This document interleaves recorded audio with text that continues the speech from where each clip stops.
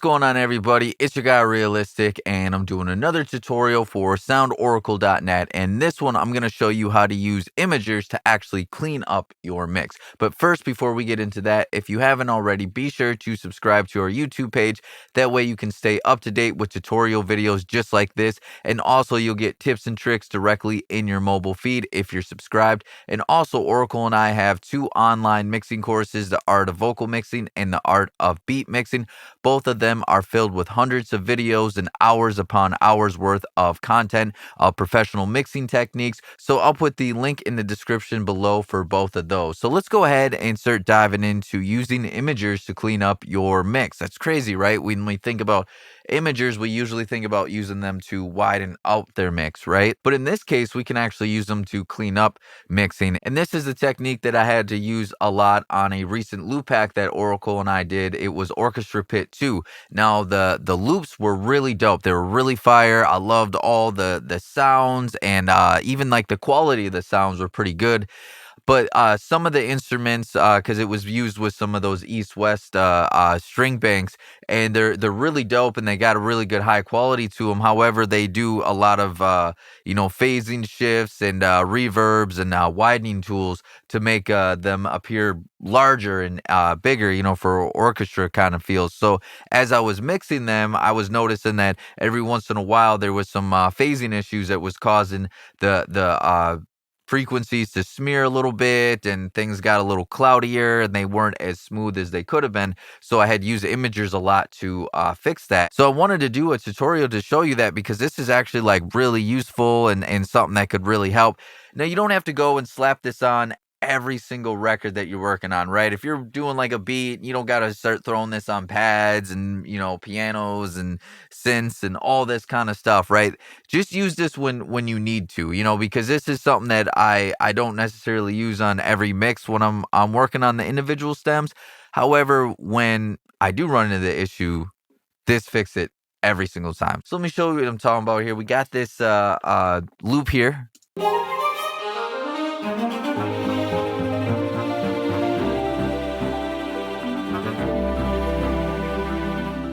So now I'll show you what I did to correct some of the stuff. Like, for instance, this cello here. So I'll go ahead and solo out this cello.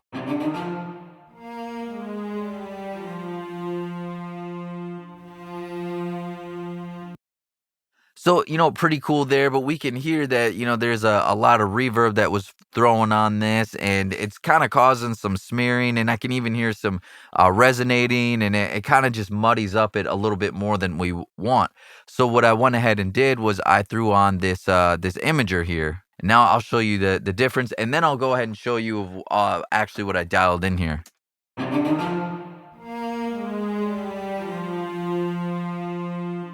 And then here's without it.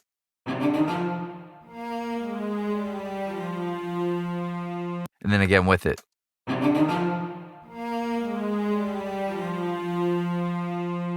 So it's actually able to clean that up quite a bit here. So let me go ahead now and show you some of the things that I was working with on this here, and kind of really show you. Okay, so what I really like about this one here, this imager, is we can do some multi-band imaging here, so we can correct different areas and stuff like that.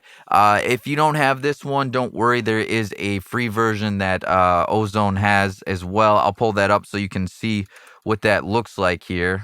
You can see that it is a stripped down version. We don't have the multi-band function like we do on the Ozone Pro over here. And we could still do some things to correct some of the phasing issues that we want to be able to correct with that. So I'll show you kind of after we dial in this. I'll go back to that plugin and kind of show you what you could do with that one.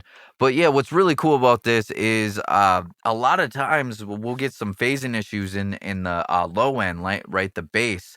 And the thing is we don't need things to be wide and stuff like that in there. So let me go ahead and solo just the bass.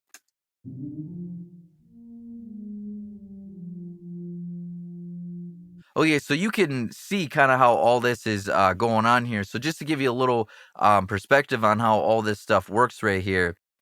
When we're on polar sample, Everything that's within this 45-degree angle right in the center, that's within phase. Everything that's outside of this is going to be out of phase, right? Something to keep in mind though is if you got things that are slightly just a little bit out of this 45-degree angle, indicating that stuff is slightly out of phase, don't worry too much and don't feel like you have to just shrink everything to fit right in there, right? Because sometimes what we want to do to give a perceived wideness is slightly shift things out of phase, and that's honestly that's okay, right? If we got things just a little bit out of it, because that's how we're gonna make it sound wider.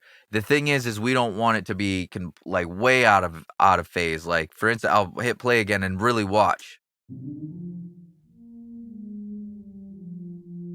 I mean, you could just see this is all over the place, and we're way outside of that 45-degree angle and having a lot of problems there. And it looks messy too. It looks chaotic. It looks how it sounds, honestly, right? A lot of that smearing and that that muddiness that we're hearing was actually coming from this, not so much EQing. And that's what I kind of want you to think about is if you're hearing stuff like that, maybe you don't necessarily need to reach for an EQ right away. You can clean it up by using something like that. And then the other thing I just wanted to point out is on this particular plugin, when we're at closer to +1, that's going to mean that it's more mono compatible. And when we're closer to -1, that means that we're less mono compatible, right? And so the idea is that we want to kind of stay a little bit closer to +1 or at least above 0. And so if I hit play again, you can see that we're constantly back and forth between the two, meaning that this isn't very mono compatible. Now, since this is the bass area, and that's what I really like about this one being a multi-band imager, is that I can control certain areas and still keep the integrity of the wideness in certain areas. So on the bass one, I'll actually kind of bring this down pretty aggressively here, right? So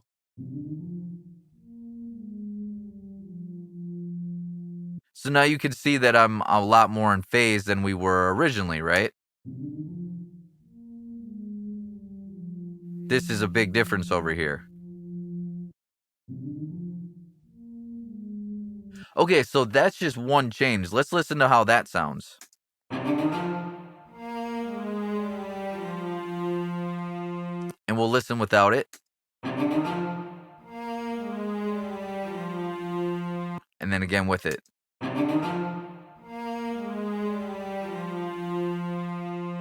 So already we're starting to clean this up a little bit and we're not losing much. It doesn't feel like we've shrunk this down too much, right? And then I just like to check out the next area and see how that is. So we're going to be focused on this 227 to 3K, and we can always adjust this too. I want you to know that it's going to be different for each one, right?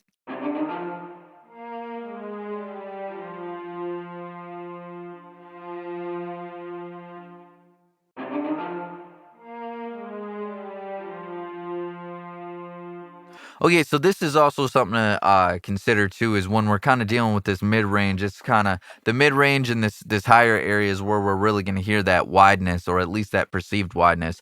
So we don't want to go too crazy as far as bringing this right down the middle here. And also keep in mind too that we're working on these individually. So as we're working on these individually, it's going to show us how they are within the vector scope here individually. But when I unsolo, it will show us a whole. So we'll just make changes individually and then we'll go back and see how it is as a whole, because again, individually it's going to show that it's going to be a lot more phasey than it will be as a whole.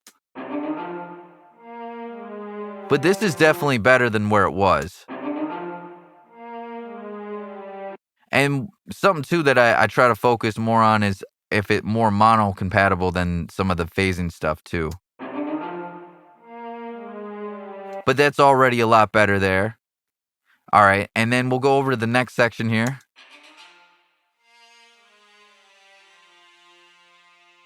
I just kind of brought that down to 9K. I felt like for this particular one, I might want to hone in a little bit more on that. So this one isn't too bad. So just kind of bring this down just a little bit here. And then we'll check out the high end. Yep, the high end's got a little bit of issues as well, so I'll kind of pull that down.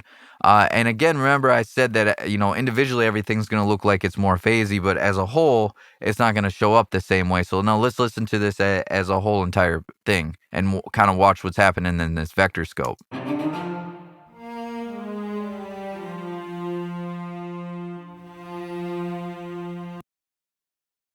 Okay, so this is already a lot better. Let me go ahead and show you what this might be, what this originally looked like. So I'll go ahead and zero out these.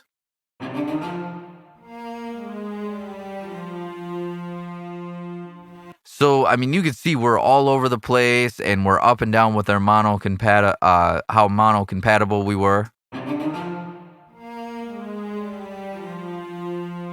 But now let's go back and take a look at the changes that we made.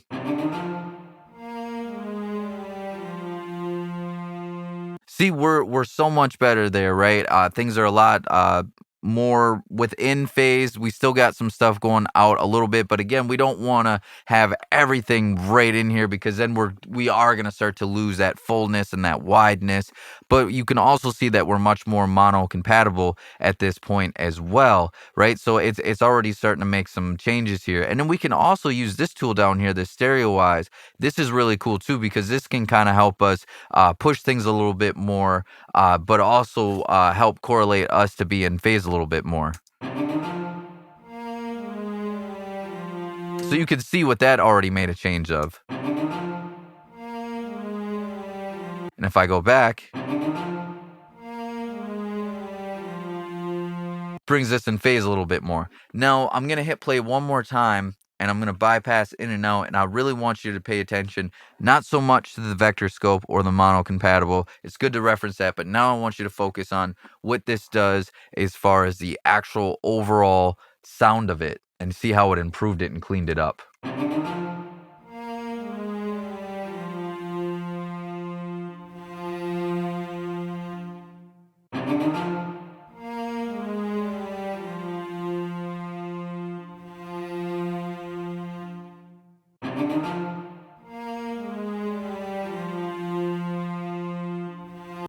See, and all we've done right there is just get things a little bit more in phase and kind of took away some of that smearing. And it already sounds better without us having to do any other type of thing yet as far as like EQ or anything like that. It already helped out. And what I'll do is I'll show you actually inside of my session here of how much I use this on the loop on the individual instruments. So you can kind of see that this really was something that helped a lot. Right, so over here, I got the violins. I got violin 2. We got some basses over here. I even threw this on a vibraphone, a flute, an oboe, a string ensemble. So I used it quite a bit, and it really did help a lot. Like let's go ahead and check out like this bass, for instance. Now, if we check out this bass, I really brought this one just straight mono on this one because the lower frequencies right here are they're bass frequencies and we don't need those to be wider. But let's check out what it looked like before. You just see that. I mean, it's so chaotic right there. And then I just brought this down, right? And so now let's listen to how this one sounded after I made the changes. You see how much more mono compatible we are. We're pretty much in phase. Let me bypass it.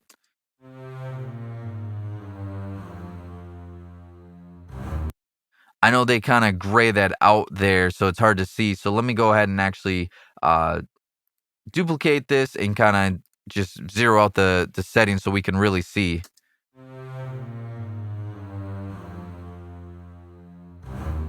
So we can see we were all over the place. This really wasn't too mono compatible. So now let's go back to this original, what I made the changes on.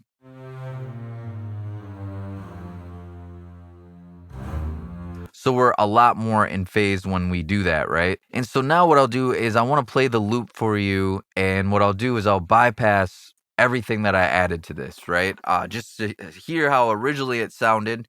And then I'll show you what it sounded like with all the changes, with all the imagers on, and see how much this really cleaned it up.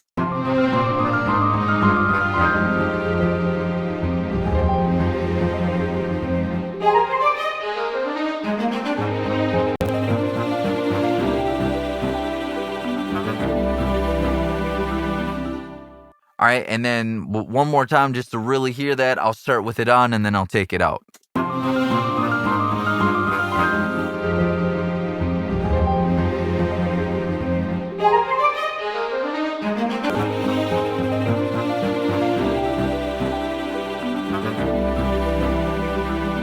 See, it really cleaned it up, and we didn't really lose too much with our overall wideness. It's not like those changes took away that much from the wideness or made it feel thinner. What it did was it allowed everything to really pop and took away a lot of the muddiness and washiness, because it took away a lot of that smearing that the phasing was causing, and it was causing unnecessary resonance as well. And so what it does is it brought a lot of clarity within this actual mix here. And so last thing I just want to point out is afterwards, what we can do is we can come down here to the master sum, right? Because we took away a little bit of the wideness. What we can do now that we've got everything within phase here is on the master channel, I can throw on a little bit of widening effects, right? I can do some mid-side compression here, which we do have a full video on mid-side compression. If you want to check that out sometime, I'll have a link at the top of the screen for you to be able to check that out.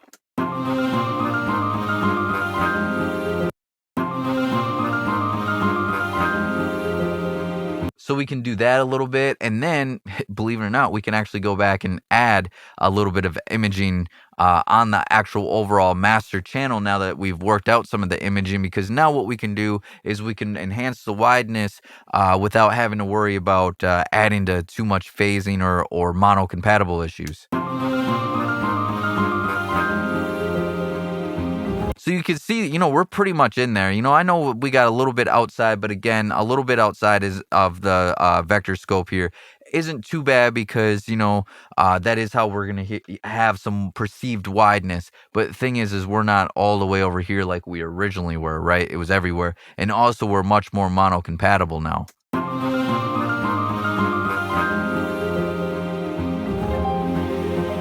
You can see that didn't drop past 0 one time when it was playing. So anyways, yeah, this is just a useful little trick here to be able to kind of clean things up. Again, you don't have to use this on every single mix. It's just if you're in a situation where you're working with a sound or something like that, and you're like, wow, like I'm kind of hearing some smearing or some washiness or muddiness, or everything's starting to sound crowded, or I'm hearing some phase issues. Pull up one of these imagers, and this could actually really help. Oh, actually, I just remembered too, I did say I wanted to show you how to do this using that free plugin here. This will be really quick, I promise here. So we'll go ahead and we'll throw this in here. Again, we won't have the multi-band function, so we're going to be a little bit more limited, but something that we could do is we could just simply pull down the width a little bit. It is going to pull down the overall width of the whole thing, but for a free plugin, it's still going to work pretty well.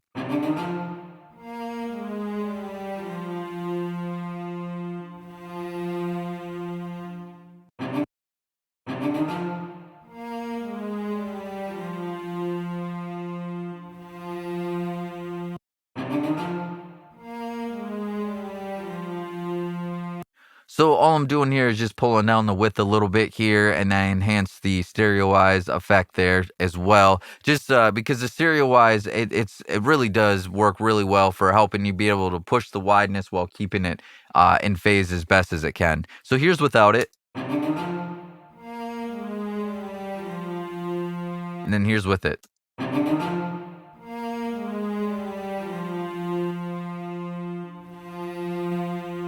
So that even right there did clean it up a little bit, even with it just having that one band right there. So hopefully this helped out and can really help you get your mixes to where you want them to be and clean some things up. And like I said before, if you haven't already, be sure to subscribe to our YouTube page. That way you can stay up to date with videos just like this, and you'll get those tips and tricks directly in your mobile feed. Also, Oracle and I do have those 2 online mixing courses if you're interested: the art of vocal mixing, the art of beat mixing. Both of those, I put the link in the description below.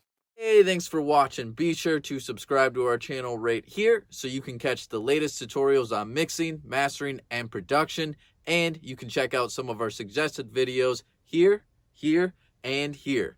And of course, if you're looking for premium loops and samples, you can find that at soundoracle.net. We got plenty to choose from.